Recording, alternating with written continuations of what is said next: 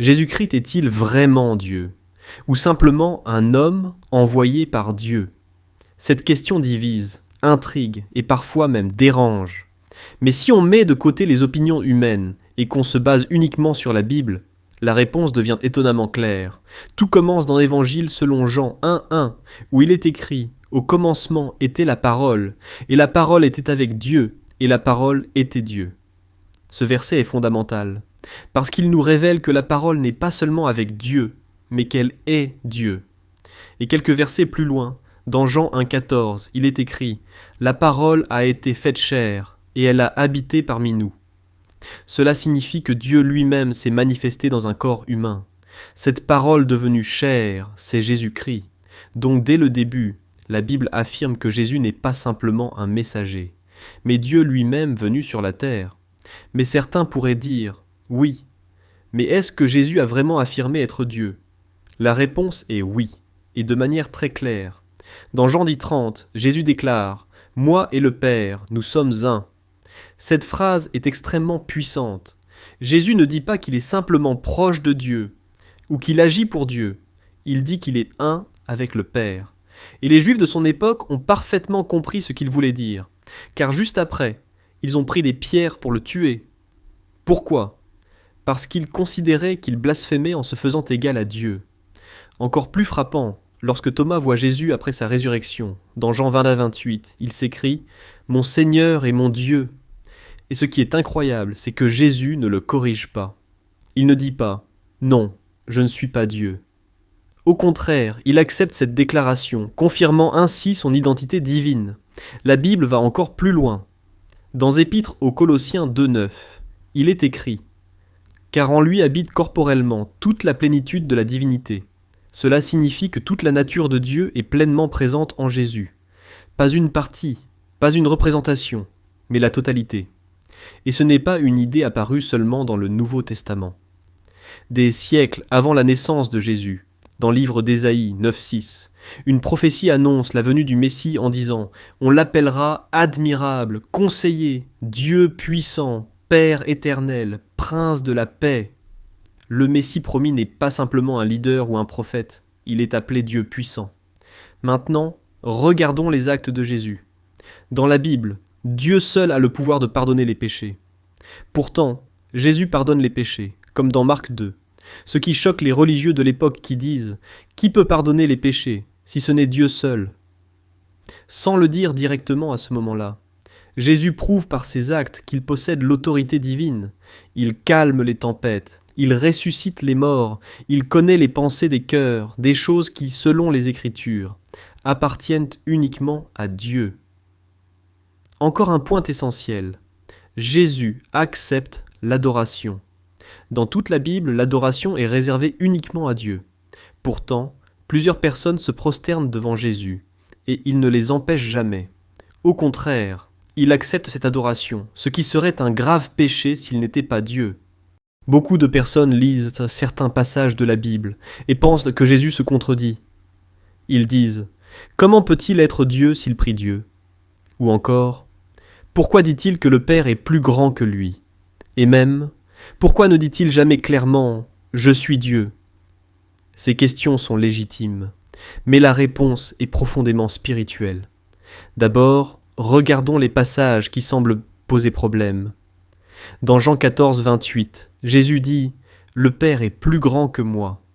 Dans Marc 13,32, il dit « Pour ce qui est du jour ou de l'heure, personne ne le sait, ni les anges dans le ciel, ni le Fils, mais le Père seul. » Dans Matthieu 26,39, Jésus prie en disant « Mon Père, s'il est possible que cette coupe s'éloigne de moi. » Dans Jean 27, il dit « Je monte vers mon Père et votre Père, vers mon Dieu et votre Dieu. » Et encore sur la croix, dans Matthieu 27,46. « Mon Dieu, pourquoi m'as-tu abandonné ?»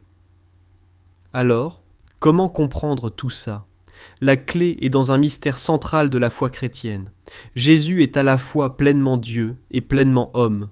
Dans Philippiens 2, 6-7, il est écrit « Lui qui était en forme de Dieu s'est dépouillé lui-même en prenant une forme de serviteur. » Cela signifie que Jésus, bien qu'étant Dieu, a volontairement accepté de vivre comme un homme. Il n'a pas cessé d'être Dieu, mais il a limité l'usage de sa gloire. En devenant homme, il a accepté de ressentir la faim, la fatigue, la douleur et même la dépendance envers Dieu. C'est pourquoi il prie, non pas parce qu'il n'est pas Dieu, mais parce qu'il vit pleinement sa condition humaine. Hébreux 5,7 dit « C'est avec de grands cris et avec larmes qu'il a présenté des prières. » Jésus nous montre comment un homme doit vivre, dans la dépendance totale du Père.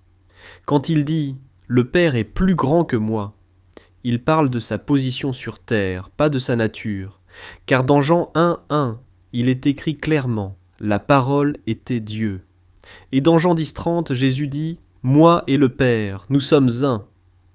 Donc il n'y a pas contradiction. Il y a une distinction entre sa nature divine et sa mission sur terre. Concernant le fait qu'il ne dit pas directement « Je suis Dieu », en réalité, il l'a fait, mais d'une manière que les Juifs comprenaient parfaitement. Dans Jean 8,58, il dit « Avant qu'Abraham fût, je suis ». Je suis est le nom même de Dieu dans Exode 3,14. Et la réaction des Juifs est immédiate. Ils prennent des pierres pour le tuer. Pourquoi ? Parce qu'ils ont compris qu'il se faisait égal à Dieu. Dans Jean 5,18, il est écrit que les Juifs voulaient le tuer parce qu'il se faisait lui-même égal à Dieu. Jésus n'était pas confus. Ce sont les hommes qui ne comprenaient pas sa double nature. Il est Dieu, mais il est venu comme un serviteur. Il est tout-puissant, mais il a accepté de s'humilier. Et c'est justement ça qui fait toute la profondeur de son amour. Mais il y a quelque chose de très important que beaucoup de gens oublient.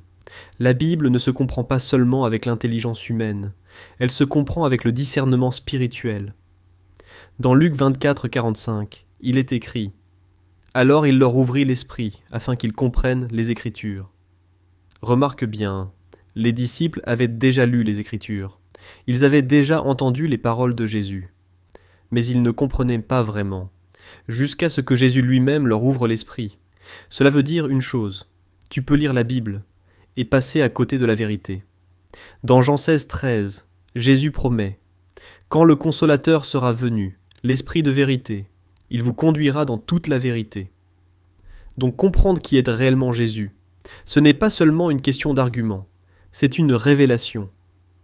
Dans 1 Corinthiens 2,14, il est écrit « L'homme naturel ne reçoit pas les choses de l'Esprit de Dieu, car c'est spirituellement qu'on en juge. » Voilà pourquoi certaines personnes lisent les mêmes versets et arrivent à des conclusions totalement opposées. Parce que sans l'Esprit de Dieu, les paroles de Jésus peuvent sembler contradictoires, mais avec le discernement, tout devient clair. Les paroles où Jésus s'humilie ne contredisent pas sa divinité, elles révèlent son amour. Les moments où il prie ne prouvent pas qu'il n'est pas Dieu. Il montre qu'il est venu vivre comme un homme parfait, et les passages où il parle du Père comme étant plus grand ne diminuent pas sa nature divine. Il montre son rôle dans le plan du salut. C'est pour ça que Jésus disait souvent que celui qui a des oreilles pour entendre, entende, parce que tout le monde entend, mais tout le monde ne comprend pas. Alors si tu veux vraiment comprendre qui est Jésus, ne lis pas la Bible comme un simple livre. Demande à Dieu de t'ouvrir l'esprit.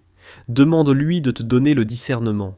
Parce que la vérité sur Jésus ne se découvre pas seulement, elle se révèle. Alors, est-ce que Jésus est Dieu ? Si on se base sur les Écritures, la réponse est oui. Jésus n'est pas seulement un enseignant sage, ni un simple prophète, ni un homme inspirant. Il est Dieu venu dans la chair, venu pour accomplir une mission précise, sauver l'humanité. Et cela change tout, parce que si Jésus est Dieu, alors ses paroles ne sont pas de simples conseils, ce sont des vérités absolues.